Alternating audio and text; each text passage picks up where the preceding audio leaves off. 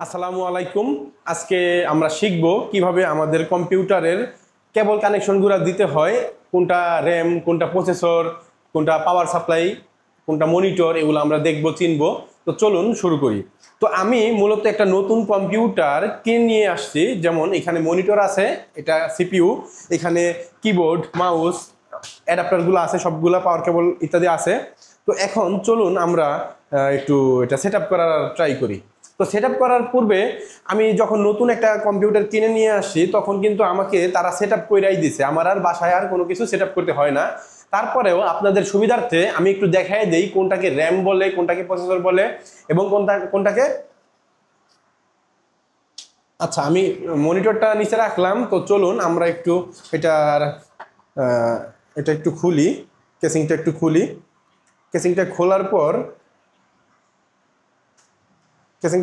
আমরা দেখতে পাবো যে এটার ভিতরে কি আছে। হ্যাঁ, একটু ক্যামেরাটা নিয়ে আসো সামনের দিকে।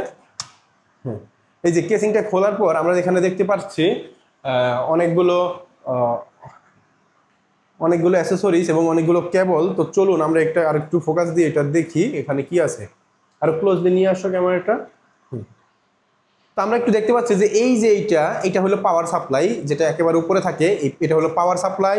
এই যে ফ্যানটা দেখতে পাচ্ছি মাদারবোর্ডের মাঝখানে, এই ফ্যানটা হলো প্রসেসরের কুলিং ফ্যান। এই ফ্যানের নিচেই দেওয়া আছে আমাদের প্রসেসরটা। এবং এই যে এইখানে আরেকটা যদি আমি দেখাই একটু, এই যে এটা হইলো আমাদের এসএসডি কার্ড। এটা হইলো কি SSD card, normal SATA SSD না, এটা হইলো M.2 NVMe এসএসডি। এটা যদি NVMe এসএসডি কারো কম্পিউটার থাকে সেই কম্পিউটারটা একটু ফাস্ট কাজ করবে, ঠিক আছে। নর্মাল SATA এসএসডি থেকেও এটা ফাস্ট। তারপর এই যে একটা দেখা যাচ্ছে, এটা হচ্ছে কি আমাদের র্যাম। আর প্রসেসর তো বললামই, এই ফ্যানের নিচে প্রসেসর আছে, এই জন্য প্রসেসরটা দেখা যাচ্ছে না। ফ্যানটা খুললে প্রসেসর দেখা যাবে। আমরা ফ্যান কিছু খুলবো না, আমরা জাস্ট উপর থেকে দেখবো যে কি কি আছে ভিতরে। আর এইখানে এই যে একটা বোর্ড দেখা যায়, পুরো একটা বোর্ড, এইটাকেই বলা হয় মাদারবোর্ড। এই পুরো বোর্ডটাকে বলা হয় মাদারবোর্ড।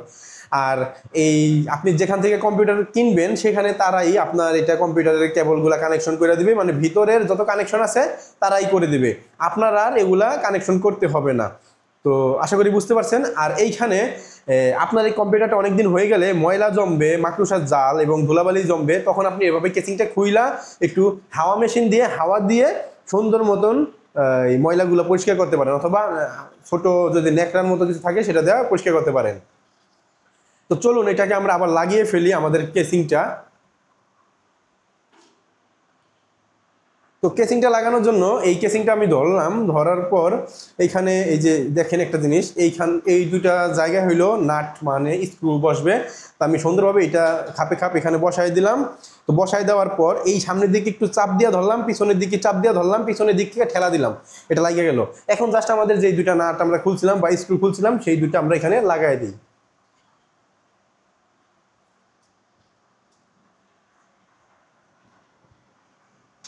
আর এই স্ক্রু নাটগুলা আমাদের অত বেশি টাইট দেওয়া দরকার নাই, হাতে যতটুকু টাইট হয় অতটুকুই এনাফ।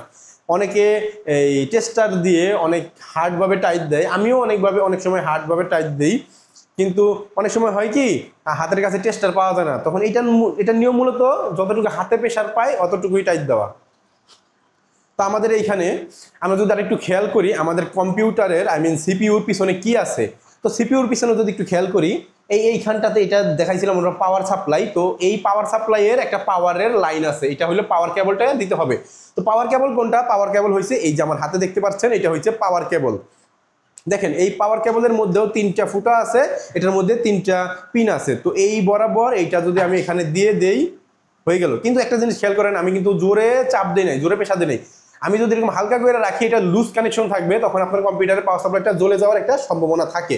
তো এই ক্ষেত্রে আমরা করবো কি, এটাকে যত দূর মানে জোরে সম্ভব এটাকে প্রেসার করে এটাকে আমরা টাইট করে লাগাই দেবো, যাতে কিনা এটা কোনো লুজ কানেকশন না থাকে। লুজ কানেকশন হলে আমাদের কম্পিউটারটা পুড়ে যাওয়ার সম্ভাবনা থাকে, ঠিক আছে। যতগুলা কেবল আমরা লাগাইবো সবগুলা কেবলই কি আমরা হার্ডভাবে লাগাবো, কোনোটাই লুজ কানেকশন রাখবো না। আর এই পাওয়ার সাপ্লাইয়ের মধ্যে দেখেন একটা সুইচ আছে, এই যে একটা সুইচ, এই সুইচটা মূলত পাওয়ারের মেইন সুইচ, কম্পিউটারের মেইন সুইচ, যেটা মূলত এটা সবসময় অন থাকবে। আমরা তো বারে কম্পিউটারের পিছনে যে এমন এটা সুইচ অন অফ করবো না, এটা সবসময় অন থাকবে, ঠিক আছে। তো আমি পাওয়ার কেবল লাগিয়ে ফেললাম, এটাকে আমি সাইডে রাখি, কারেন্টে আমরা পরে দিচ্ছি। পাওয়ার কেবল লাগানো শেষ।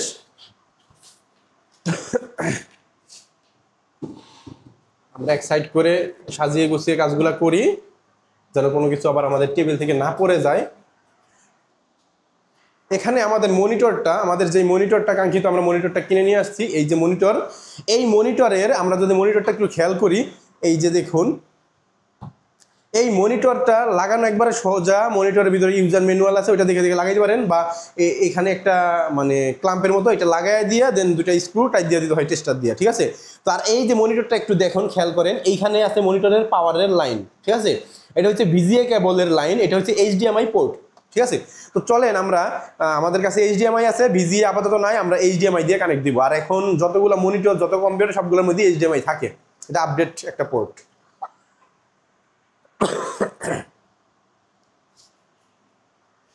প্রথমে আমরা মনিটরের পাওয়ারের লাইন দেওয়ার জন্য মনিটরের পাওয়ার কেবলটা নিব।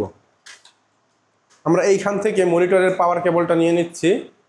এই যে এটা হচ্ছে মনিটরের পাওয়ার কেবল।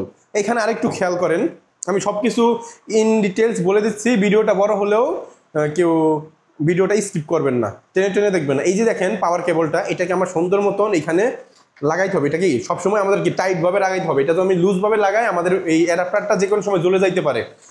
আমি এটার ভুক্তভোগী, আমাদের এক স্টুডেন্ট লুজভাবে লাগাইছিল, দেন আমাদের মনিটরের একটা পাওয়ার অ্যাডাপ্টার জ্বলে গেছে, আবার আমাদেরকে একটা কিনতে হয়েছে। তো এইটাকে আমি এখানে রাখি আপাতত, আর এই কেবলটা পড়ে যাবে না হলে একটু ভালোভাবে রাখি। আর এই যে দেখেন, এই যে পিনটা আগের কালের যে মোবাইলের চার্জার, মানে চিকন পিন, অথবা লাইট, টর্চ লাইটের যে চার্জার, ওই টাইপের একটা পিন। তো এটাকে এই নিচের দিকে একটা ফুটো আছে, এইখান বরাবর আমি দিয়ে দিলাম। এই যে সুন্দরভাবে আমি টাইটভাবে দিলাম, যাতে কিনা কোনো লুজ কানেকশন না থাকে। আমি বারে বারে বলি লুজ কানেকশন যাতে না থাকে। লুজ কানেকশন হলে আপনাদের শখের কম্পিউটারটা জ্বলে যাবে। তো এখন আমাদের কাজ কি, আমরা কি পাওয়ার কেবলের লাইনটা আমরা দিয়ে দিলাম, কিন্তু এখন আমরা কারেন্ট কিন্তু দেই নাই। এখন আগে আমাদের এটা দেখেন, দুইটা কিন্তু আলাদা আলাদা রয়েছে, এখনো দুইটা ডিভাইস, মানে সিপিইউর এইটা এবং মনিটরটা আলাদা আলাদা রয়েছে। এই দুইটাকে আমাদের একসাথে কানেক্ট করার জন্য এই এইচডিএমআই। তো আমি এই মনিটরের পিছনে যে এইচডিএমআই পোর্ট আছে, এইখানে আমি এইচডিএমআইটা কানেক্ট করে দিলাম, এই যে লাগাই দিলাম সুন্দরভাবে টাইট করে। আর এই যে এইচডিএমআইটা, যে আরেকটা এইচডিএমআই মাথা আছে, এইটা আমি আমাদের সিপিইউর এইখানে লাগাই দেবো, এই পোর্টে, এইচডিএমআই পোর্টে, ঠিক আছে। ওই পোর্ট আর এটার মাথাটা আপনি দেখলেই বুঝতে পারবেন যে কোনটা কোন পোর্টে আর কি অ্যাড করতে হবে, কানেক্ট করতে হবে, ঠিক আছে। এখন আমাদের দরকার মাউস। এটা হয়েছে আমাদের কিবোর্ড, এটা হয়েছে আমাদের কিবোর্ড, আর এখানে আমাদের হয়েছে এটা মাউস। তো মাউস কিবোর্ড এই দুইটা আমাদের কানেক্ট করতে হবে। এই মাউস আর কিবোর্ড কোথায় যাবে? এই মাউস আর কিবোর্ড, আমি আগে কিবোর্ডটা কানেকশন করি। এই কিবোর্ডটা আমাদের এই যে পিছনে দেখেন অনেকগুলো ইউএসবি পোর্ট আছে, এই যে এটা হলো ইউএসবি, এটার ইউএসবি পোর্ট আছে, এখানে লাগাইতে হবে। আমি কিবোর্ডেরটা লাগাই দিলাম। এখন আমাদের দরকার মাউসেরটা। এই মাউসেরটা লাগানোর জন্য আমি যদি আবার এখানে আরেকটা পোর্ট খালি আছে, পাশাপাশি মাউস আর কিবোর্ডেরটা একসাথে রাখলে বেটার হয়, মানে চেনা যায় এই দুইটা মাউস কিবোর্ডের, ঠিক আছে। মাউস কিবোর্ডেরটা গেল, তাহলে আমাদের আর কি থাকে? আমাদের আর তেমন কিছু থাকে না। আমি মাউসও পেয়ে গেলাম কম্পিউটার চালানোর জন্য, কিবোর্ডও পেয়ে গেলাম, মনিটরও আমি কানেক্ট করে ফেলছি। এখন আমাদের দরকার কি? পাওয়ারের লাইন দিতে হবে। আর আপনার বাসায় যদি ওয়াইফাই থাকে, ইন্টারনেট, তো আপনি যদি কেবলের মাধ্যমে ইন্টারনেট ব্যবহার করেন, এই ক্ষেত্রে এইখানে একটু দেখেন, এইখানে একটা ইথারনেট পোর্ট আছে। এই যে পোর্টটা, এটা হলো ইথারনেট পোর্ট। আপনি এইটা আপনার একটা ইন্টারনেটের শর্ট একটা তার দিয়ে আপনার ওয়াইফাই রাউটার থেকে টান দিয়ে এখানে লাগাই দিতে পারেন, তাহলেই আপনার নেট কানেকশন চলবে, ঠিক আছে। আর কারো যদি বক্সের লাইন এবং মাইক্রোফোন ইত্যাদি যদি লাগে, তাহলে এই যে নিচে দেখেন তিনটা pink colour, green colour, blue কালারের পোর্ট আছে। এই মাঝখানেরটা হইছে আপনার সাউন্ড বক্সের। আর এখানে চিহ্ন দেওয়া আছে যে কোনটা কিসের, আপনি দেখলেই বুঝতে পারবেন। এক একটা মাদারবোর্ডের এক এক রকম হইতে পারে।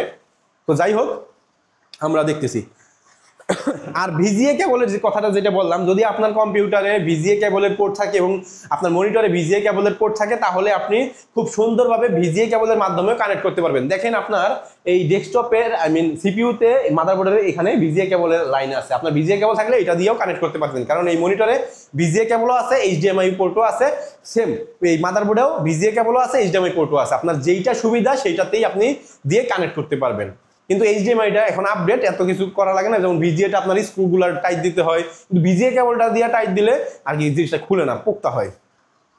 তো যাই হোক, এখন আমাদের দরকার পাওয়ারের লাইন। আমি এই যে আমার যে মাল্টিফ্ল্যাগটা, এটা আমি যদি এখানে আনি, তো আমি একটু খেয়াল করি, এই যে একটা, এটা কি এই মনিটরের যে অ্যাডাপ্টার, ঠিক আছে, এই মনিটরের এসি কর্ড, এই এসি কর্ডটা আমি কি করব, এই যে দেখেন এখানে দুই মাথা, এই দুই মাথার মধ্যে দিয়ে দিই, কারণ আমার এটা দুইটা। আর ডেস্কটপের যেটা আমাদের সিপিইউ থেকে আসছে, পাওয়ার সাপ্লাই থেকে, এটা হচ্ছে আমাদের 3 মাথা, মানে 3 পিন। তো এটা আমি সুন্দরভাবে এইখানে বসাইয়া একটু চাপ দিয়ে লাগাই দিই। আবারও বলছি, এগুলা লুজ কানেকশন রাখা যাবে না, ঠিক আছে। আমি যদি লাইন দিয়েই দেখি কারেন্ট আছে, ঠিক আছে। আমাদেরকে আমি পাওয়ারের লাইনটাও দিয়েছি, আবার একটু দেখি। এই যে আমার কিন্তু এটা হলো মনিটরের, আর এটা হইলো কি আমার সিপিইউ, পাওয়ার সাপ্লাই বা ডেস্কটপের, যেটা কিনা আমার এই যে সিপিইউর কম্পিউটারের। আর এইখানে আমাদের পাওয়ারের সুইচটা, এটা আমি দিয়ে দিলেই লাইট জ্বলতেছে, মানে কি দুইটার মধ্যে কারেন্ট এখন চলে আসছে।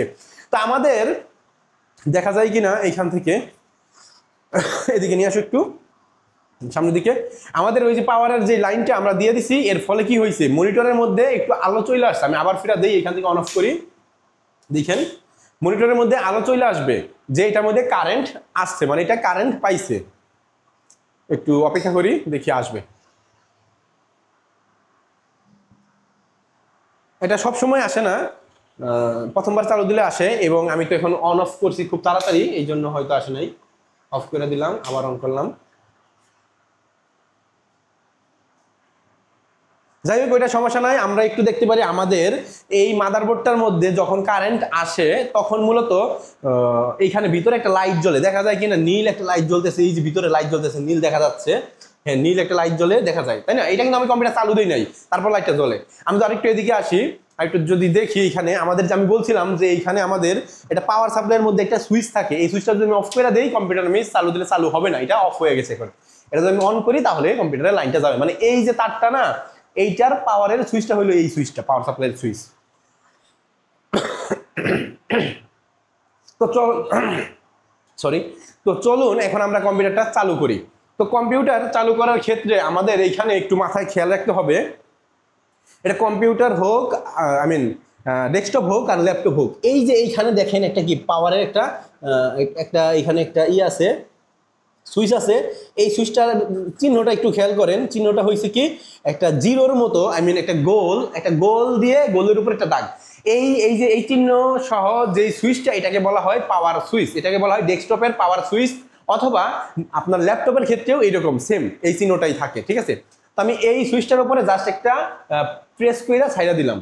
এখন দেখুন এইখানে কিন্তু দুটো লাইট জ্বলে। প্রথমে কি লাল লাইটটা একটু বাড়িয়ে দিল, আর নীল লাইটটা, মানে কম্পিউটার চালু হইলে নীল লাইটটা সবসময় কি জ্বলে থাকবে, আর লাল লাইটটা যখন আপনার কম্পিউটার কারেন্ট বেশি টানে, তখন লাল লাইটটা খালি ব্লিঙ্ক করবে, খালি জ্বলবে নিববে। আর যখন বেশি টানবে, মানে গ্রাফিক্স জোরে টান দিবে, তখন কি লাল লাইটটা জ্বলা থাকবে। কম্পিউটার চালু দেওয়ার সময় লাল লাইটটা জ্বলা থাকে, এবং কম্পিউটার অফ করার সময় লাল লাইটটা একটু জ্বলে, কারণ তখনই চালু হওয়ার সময় একটু ওয়াটটা বেশি টান দেয়, আবার বন্ধ হওয়ার সময় একটু ওয়াটটা বেশি টান দেয়, এটাই।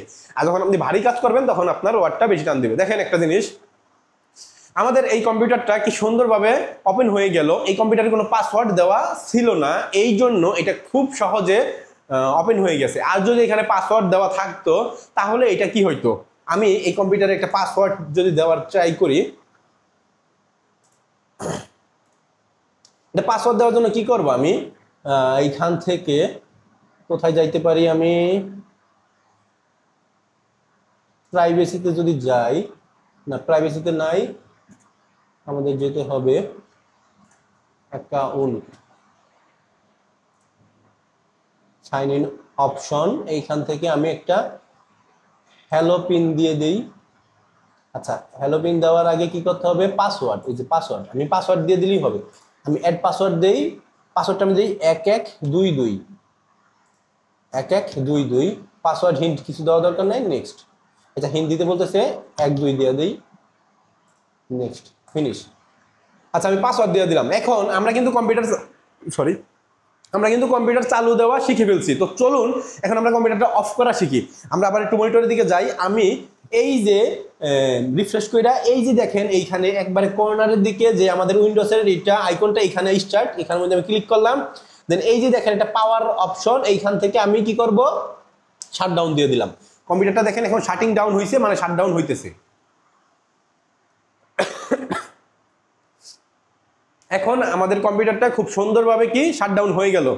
তো আমরা কিন্তু একটু আগে দেখছি কিভাবে পাসওয়ার্ড ছাড়া যদি কম্পিউটার থাকে কিভাবে ওপেন হয়। এখন আমরা দেখব পাসওয়ার্ড যদি আমরা দিয়ে দেই তখন আমাদের কম্পিউটারটা কিভাবে ওপেন হয়। তখন কি মানে ঠাস করে কি ওপেন হয়ে একবারে উইন্ডোজের সামনে চলে আসবে নাকি কোনো পাসওয়ার্ড দেওয়ার অপশন আসবে। তো চলুন আমরা এখন এইটাকে আবার সেম ভাবে পাওয়ার সুইচটাকে জাস্ট একটা প্রেস করে ছাইড়া দিলাম, দেখেন নীল বাতিটা জ্বলে উঠছে আর এটা কি লাল বাতিটা একটু ব্লিঙ্ক করবে এবং কম্পিউটারটা চালু হয়ে যাবে। যেমন এখানে মাদারবোর্ডটা কি ইসনিকের মাদারবোর্ড, এটা ইসনিক লেখা হচ্ছে, ঠিক আছে।